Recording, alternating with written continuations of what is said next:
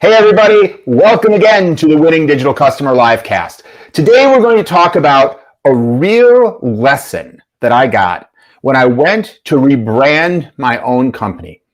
And it's a lesson, it was probably 7, 8 years ago, something like that when this occurred, but I have never forgotten this lesson. And I probably think about it, if not every single day, I probably think about it at least once every couple days in work that I do with clients. And it is about the topic of differentiation. You know, when we think about business strategy, product strategy, certainly marketing, one of the things that comes up all the time is we need to make sure we're differentiated. How are we differentiating ourselves in the marketplace? And I think it's obvious why this is important. Because most likely, 95% likely, you have competitors in the marketplace who are trying to solve the exact same problem for your customer that you're trying to solve, whether that's to sell them fast food hamburgers or a better laundry detergent or a car or plumbing services or whether you're B2B. If you're Accenture, you're competing with Deloitte, you're competing with IBM, whatever category you're in, somebody else is almost certainly, unless you're lucky enough to have some kind of monopoly or you're the government, and even in those cases, usually there's some forms of competitors. So naturally, we assume that our customers are going to have to ask themselves, well, if I have to choose between Coke and Pepsi, what's the difference between them? If I have to choose between Hertz and Avis, what's the difference? Presumably, it is the differences that will determine whether someone goes with you or goes with a competitor. And making sure that you are communicating clearly how you are different, and even more than communicating, but you are making sure you are different in ways that make you worth choosing. You could argue this is one of the most important aspects of business. There's nothing worse in business than being a commodity, than saying, well, yeah, we sell apples, but so do 100 other companies, or we sell screws, or we provide, moving services if you move from one house to another. And we're pretty much just like every other moving service out there. Because if that's the case, then there's really only one basis to differentiate on, and that's price. And there are industries where this is a big problem, where everyone says, we kind of do the same thing our competitors do. And so customers, what would you do? That's what I do too. If I'm buying something and I feel like everybody's going to sell me the exact same thing, if I'm buying copy paper and I feel like all copy paper is the same, I've never experienced much of a difference from one brand of copy paper to another brand of copy paper. And so if one is $3 per 500 and one is $4 and one is $8, of course I'm going to go with the $3 one. Why not? And if someone wants to compete and win my business, well, I guess they better come up with a $2 ream of copy paper. Otherwise, why would I go with them? Unless they can show me why their copy paper is better. If someone can come up with some copy paper that's easier to open, less likely to cut my fingers, easier to order, less likely to jam in the printer, makes my printouts look better. I don't know. I can think of a lot of ways that someone could potentially make better copy paper, and then I might be willing to pay $10 if I felt like it really made a difference for me. If the things that were different were worth it to me. So this is the essence of differentiation. And when you think about both defining what your company does or your products do, but also communicating, you want to make sure you're clear that you're communicating your differentiators. So I knew all of those things when I was rebranding my company a few years ago, and I'm going to tell you a little bit about that story. But there was something that I missed, a really important thing that I had wrong about differentiation that I learned in that process. And let me just explain what happened. When I started the company I founded and still run, we started in late 2007, early 2008, right around then. Interesting time to start a company, just as the housing bubble burst and the economy was going to hell. But anyway, that's when we started our company. And we were at that time called Moving Interactive. That was the name of the company. And then 4 or 5 years later, we bought another digital agency. We decided to grow, and we had already been growing, but we decided to grow further by buying another agency that was selling itself. The founder of that company wanted to move on, do other things. I think he wanted to produce like music records or something. And he said, I want to sell my agency. And I said, okay, I'll buy it. So we bought that company. That company had the unusual agency name of Funny Garbage. That was the name of the company, right? I'll be honest with you, I did not buy them for their name. Fantastic people, fantastic set of clients, tremendous bunch of case studies and work they'd done. They'd won all kinds of awards. And they worked a lot in the kids space. They worked a lot with companies like Mattel and Lego and Crayola and Play-Doh and et cetera. And that was one of the reasons they had this wacky name, Funny Garbage. But of course, we work with a broad range of companies in many industries, and I don't think we want the word garbage in the name of our company. So when we first bought Funny Garbage, we did what a lot of companies do when they're acquiring another company is we left the Funny Garbage team operating under the name Funny Garbage and the Moving Interactive team operating under the name Moving Interactive for a little while. The day we completed the transaction, we didn't start changing anybody's name because we wanted to figure out how should we handle it. Should we get rid of the name Funny Garbage? Should we consolidate everything under the name Funny Garbage? Some people thought we should, but I didn't. And so we didn't. But anyway, it was a discussion. Or should we come up with another new brand? Should we use this as an opportunity to rename the company? And we decided to do the last one, mostly because we all felt that this term interactive, which had been very popular in the earlier days of digital, was getting a little tired. People weren't using it that much anymore. And that maybe since we were making this big change anyway, bringing two agencies together, it was an opportunity for a new name. So that's what we decided to do. And as part of doing that, we said, well, it's not just a name, though. We want a clear brand in the marketplace with a name, probably a tagline, and a clear positioning. What are we going to tell the client we stand for? And as part of that, what are our differentiators? And so one of the things that we always recommend that you do when you're doing any project of importance is customer research. If you read my book, Winning Digital Customers, I talk about digital transformation being led first and foremost by understand your customer. So even though we talk to our customers every single day in our business, we decided to undergo a customer research process to make sure we understood our own customers. And we decided to do that at the point that we had some possible new names for the company because we wanted to test those names. But we also wanted to understand from our customers, why do you hire us? Why do you do business with us? We had a lot of companies that worked with us for years and years and years. And I know they know that there are other companies out there. Most of you probably know, but for anyone who doesn't know, my company is essentially kind of a hybrid of a consulting company and a digital agency. So we help companies with their digital strategy and we help them execute on it, which could include user experience design, customer research, and of course, technology architecture, building solutions, apps, websites, et cetera. We've done that for clients like Avis and AAA and large sports leagues and NBC Universal and Airbus and Transamerica and so on and so on. So I say that not to give you a commercial, but just to make sure you understand the kind of company we were rebranding. So we went and we did interviews with about a dozen executives from some of our clients and a few that weren't clients, people that we've been talking to about possibly doing work, even companies who we had pitched a project to and had not given it to us, had gone with a competitor, because we wanted to understand how did they think about us, what was important to them in their decision process about how to hire a company that does what we do, et cetera, et cetera. So ultimately, out of that process, we wound up rebranding the company from the Digital Transformation Agency. That's the name of the company, and it is the name of the company to this day. But what I want to really talk about is the epiphany that I had during the customer research. Because when we drafted our ideas about what we thought the differentiators of our company were, the thing that we thought was most important was our approach to customer research and how we use design thinking and agile practices to build highly successful digital products that are using a user-centered design process, starting from customer research, understanding the customer's needs, prototyping possible solutions, testing them with customers, making sure that we're using the customer's feedback, and not just general feedback, but very specific methods of getting that feedback so that it's accurate every step of the way. Because in the end, most digital products, their success is going to be measured by customer reaction. Do customers use it? Do they come back? Do they purchase? Are they satisfied? What's their net promoter score? All these things. And so we believe that if your measure of success in the end is your customer's reaction and your customer's behavior, then the best way to increase the likelihood that you're going to get that successful outcome in the end is to make sure that you're involving customers every step of the way. So we believed that this was our differentiator.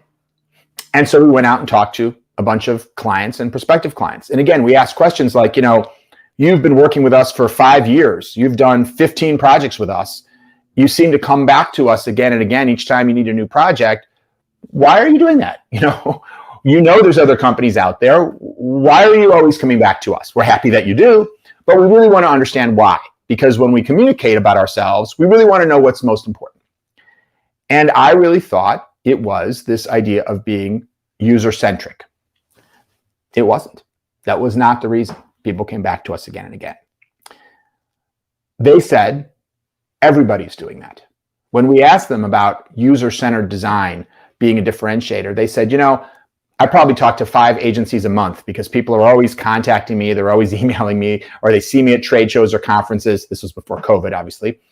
And everyone is agile, everyone's using design thinking, everyone's using these principles. Now, I'm thinking to myself, I'm not sure I believe that's true from what I had heard about what's going on in our industry, but that was their marketing message anyway. Whether they really were doing it or whether they were just giving lip service to it, the perception of our customers was that everybody is doing this. So we asked, do you think it's important? And they said, oh, yes, absolutely. They would say, Howard, you've seen in the work we've done together. I had them convincing me, right? They're like, absolutely. Don't you know how important it is that you're using a process that's driven by our customers? That's why so many of the projects you've done for us have been so successful. And I'm thinking to myself, yes, I know. But I'm like, so why isn't that a differentiator? It's because everybody's talking about it. So it's really, really important, but it's just not differentiating. And so we said, okay, well, what is? Why are you coming back to again? In our case, what they said was, it's the way you work with us. It's how collaborative your team is. What they said is a lot of other agencies, they have an attitude. They want to do everything. Sometimes they make us feel stupid. They think they're smarter than us. They think they're better than us. Some consulting companies come in and they want to sort of do it to us, if you will, and you do it with us. You collaborate with our team. We do a lot of workshops and things like that. And your process, you feel what they said was, you feel to us like you're part of our team, not like you're some outside entity. And that is why we keep coming back to you again and again. Now, if we weren't using that user-centered design process, they may not come back to us. But it's just that they didn't perceive it as a differentiator. So that was my epiphany. My epiphany is realizing that sometimes the thing that makes you different is not the most important thing about your business. It's just the thing that makes you the most different. So, for example, if you're an airline and you have a very good track record of getting people safely from place to place, very few of your airplanes fall out of the sky. Well, you could argue that this is perhaps the most important aspect of an airline, safety. But the truth is that almost all airlines are pretty safe. Yes, some have a slightly better track record than others, but they're all 99.9 something percent, right? So it's critically important, but not necessarily something that makes you all that different. Whereas Virgin Atlantic has a masseuse in business class that goes around to all of the customers and offers them a neck massage. Is that the most important thing when buying a ticket from JFK to London? I mean, maybe, but maybe not. But it's the thing that's different. So this is the key idea. And so here's how I think about it now. When I think about positioning a company, and this is what we did for my own company, and this is what we think about when we do this work with clients, the first thing you need is a clear, generic descriptor. What the heck are you? Are you a soft drink distributor? Are you a plumber? Are you, a Chinese restaurant, right? Now, generic descriptors are the opposite of differentiation. But I mention it here because I've sometimes seen companies or marketing or advertising get so excited about their differentiation that they forget to be clear in their generic descriptor. And so they'll say something like, come to Howard's. We're the #1 in our industry. We have the highest quality and the friendliest staff. And you're like, okay, but what are you? Are you a dry cleaner? Are you a hardware store? Are you a French restaurant? If you don't know what someone is first, then all of that information about differentiators, it almost doesn't even get remembered because the brain is still trying to go, wait a minute, I need to be grounded here. So you want to make sure you have a generic descriptor. Our generic descriptor is that we're a digital transformation agency. Honestly, when we came up with that tagline, it was kind of differentiating because not everyone was talking about digital transformation, but now almost everybody does. And I see Forrester they'll have their rundown, top digital transformation agencies. So this is a generic term. It's like being an ad agency or an insurance agent, right? It's only a reason to go to a company. It's a reason to say, if I want an insurance agent, I obviously don't want to speak to a podiatrist because that's not an insurance agent and I need an insurance agent. So it's kind of the first step of differentiation if you want, right? What's the difference between us and all the other businesses? If I'm a Chinese restaurant, then that's step one of differentiation. I'm not an Italian restaurant, right? I'm not a Japanese restaurant. I'm a Chinese restaurant. Now, is that enough for someone to come and pick your business? Maybe. If you were in a small town, I went to visit my daughter in Hanover, New Hampshire, where she goes to school. I think there's only one Chinese restaurant. That's it. So if you want Chinese, all you need to know is these guys are the Chinese restaurant, and that's sufficiently differentiated. But today, in most situations, in a digital world, when dealing with sophisticated customers, it's probably the opposite situation. I live right near New York City. If I'm at work and we decide after work to go out for a Chinese restaurant, we certainly don't only have one Chinese restaurant. In fact, there are hundreds and hundreds of Chinese restaurants in Manhattan, and there's probably 5 within 3 blocks of wherever you are in Manhattan at any given point in time. So just saying you're a Chinese restaurant might put you in the set. If someone Googles Chinese restaurants near me, you want to make sure that you have that. The first part of differentiation is, don't forget, you need to communicate a generic descriptor. But it's certainly not sufficient unless you're in some out-of-the-way place and you're the only one around that does what you do. Okay, so what's the next level? Well, I'm going to talk about the next 2 levels together. The next 2 levels are qualifiers and differentiators. And this is what I learned from the work that we did researching when we did our rebranding.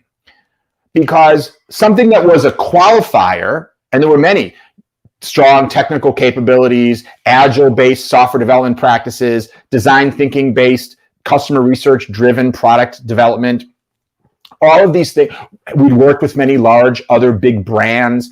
All of these things, they weren't differentiators because most of the time, whoever we were being compared to also had done those things. But they were qualifiers. A qualifier means it doesn't make me different, but it's necessary to be competitive, just like an airline has to be safe. You could argue that the qualifier is to make the thing that makes sure that you are not differentiated in a bad way. For example, if I was an airline and I said, what's different about my airline? We have had more crashes than any other airline in the history of aviation. In fact, we've had 10 times more crashes than the next most crash frequent airline in the aviation industry. Is that a differentiator? I mean, yeah, it's different, right? It clearly puts me in a separate box from everybody else. Is that likely to make someone want to fly my airline? I would say for the vast majority of people, no, it's going to make someone less likely. But so bear that in mind, right? A differentiator in the context as we mean it here is something that is different and increases the likelihood that someone is going to want to choose to do business with you. And so you need to figure out, and this is what we did through our customer research, which were the qualifiers and which were the true differentiators. In the case of my business, the qualifiers, all those things that we thought might be differentiators turned out to be qualifiers, and the differentiator turned out to be our collaborative way of working with customers, which honestly, I thought most agencies did that. I thought, doesn't every agency like sit down with their client, understand their needs, bring everyone together, get their feedback? It didn't really seem to me that it was all that differentiating. But the truth of the matter is, I don't go out and hire agencies and consulting companies to help with my company's digital strategy and web properties, right? That's our business. We do that ourselves. And many times, and you might be in the same situation, companies have less insight about their competitors than their customers do, because their customers are out there shopping all the time and considering alternatives, or at least periodically, and they themselves might not be doing that. It depends a little on your business. If you're in the breakfast cereal business, you might eat all your competitors' breakfast cereals. In my business, though, business to business, I don't experience the customer experience of my competitors, almost never. And so I could easily, and in this case I did, have a misunderstanding. I thought the things that we did that we thought were the most important were our differentiators, and the things that turned out to be differentiating, I just thought were table stakes. I would have thought they were qualifiers. I would have also said it was important, but I would have thought it was a qualifier, and it was a differentiator. So it's that customer research that's going to help you take the full set of your differentiators and qualifiers. And you could call them, by the way, I don't have it on this slide, but if I was to add another category here, I would say differentiators and qualifiers together are two parts of what I would call company characteristics, or sometimes product characteristics, because sometimes in your case, you may be differentiating a whole brand like I was. You might also just be differentiating a product. If you're Sony and you make lawnmowers and you make music players and you make phones, well, the differentiators may not be the same for every Sony product, right? So if you're in that type of business, you may be thinking about differentiators very much at a product level, but in my example here, I was thinking about them at a company level.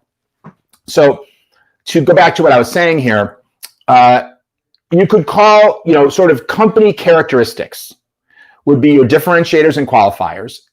And these are the things that, you need to figure out which characteristics are differentiating and which are simply qualifying. And by the way, there's a third category of company characteristics. And I don't mean the generic descriptor. So you got the generic descriptor, and on top of that, you've got your characteristics, which really fall into three categories: the differentiators and the qualifiers. And the third category is the irrelevant. Because you may have characteristics of your company that don't actually matter at all in the marketplace. The qualifiers are the things you have to be in your competitive set, even though others have it. The differentiators are the things that make you positively different from your competitors. But then you have the irrelevant items. For example, in my case, my company, our offices are right across the street from Penn Station. Does that matter? What if we were in another neighborhood of New York City? In many cases, it's irrelevant. In my company, we have an offshore development team in Ecuador. Does that matter versus if we had an offshore development team in another place in Latin America? We used to have one in Peru. Now it's in Ecuador.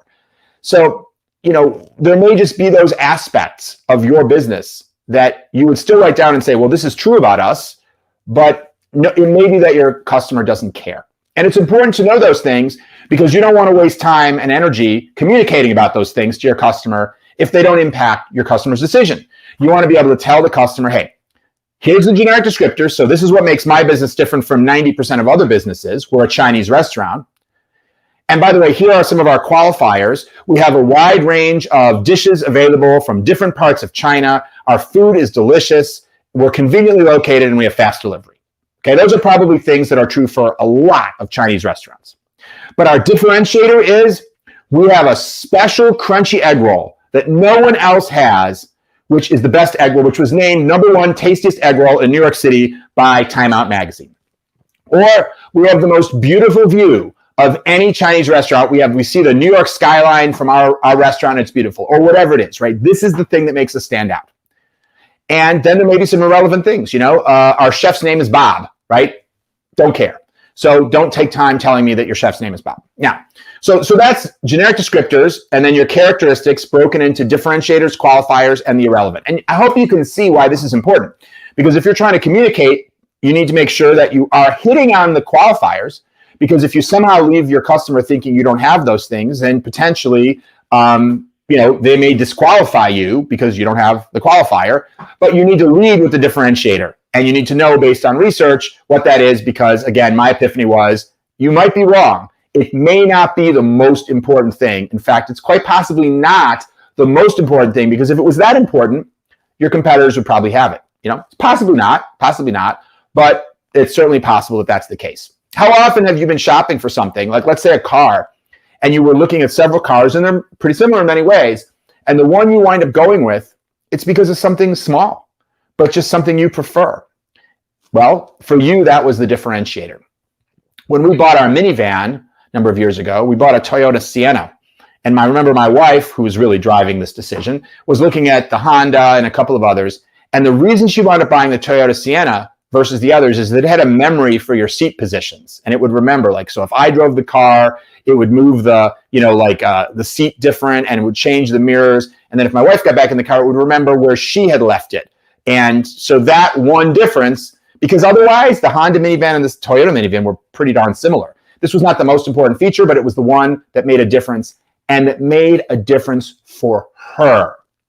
And this is the last point that I want to end on. And it's another insight that I had not only when doing research for our rebranding, but I have it really constantly whenever a client asks me, what is different about your company? And that is, I mentioned earlier, the challenge of figuring out which are your differentiators and which are your qualifiers, and frankly, even which are your irrelevant characteristics. But in my case, we compete with a lot of different types of companies. For example, we have in the last maybe year or so been in projects where we were competing with IBM. Now, we're a 100-person company. IBM has, I don't know how many, let's say 100,000 employees. I'm not sure. And obviously, they're a world-known brand. We are a well-known brand within certain circles, but obviously, not like IBM. Sometimes we compete with McKinsey, right? Not as well-known a brand as IBM, but certainly very famous in the business world. And quite different. IBM is all technology implementation, software. McKinsey is all strategy.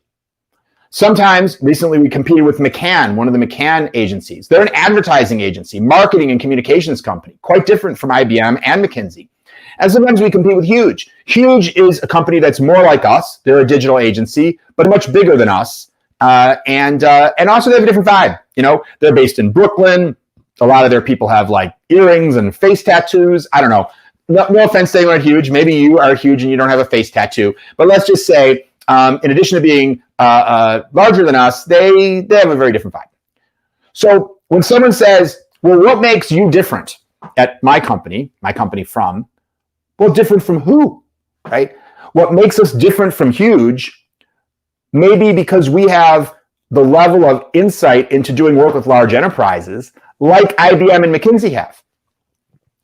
And we have the kind of insight into marketing and communications like McCann has that Huge might not have. And again, this is just an example. People at Huge, you might say, we have that too. So if so, pardon me, I'm not trying to make a competitive argument here, really. I'm just trying to give an example.